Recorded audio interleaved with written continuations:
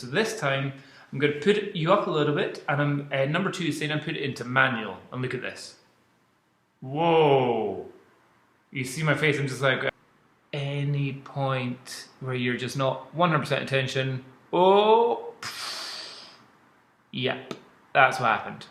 So it went a little bit forward, I didn't have enough throttle, and it just so quickly smack straight into the ground. Oh.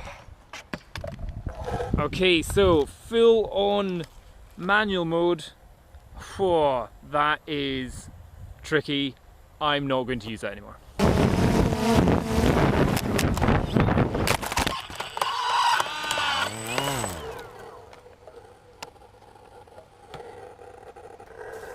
Ah, because you're actually stuck in the bush. Right, out you come.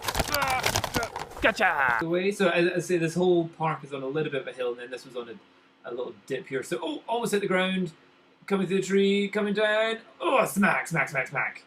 And it rolled over back onto its proper side there.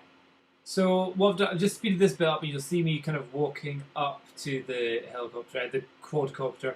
And once I get closer, I go, oh, wait a minute, it's still fully standing up and it's functional. So just fly it again. So I always say I'm really impressed with that you can crash it like that, full on flip over, and everything works absolutely fine. I didn't need to rewrite it, I didn't need to worry about the gimbal, although I should have been.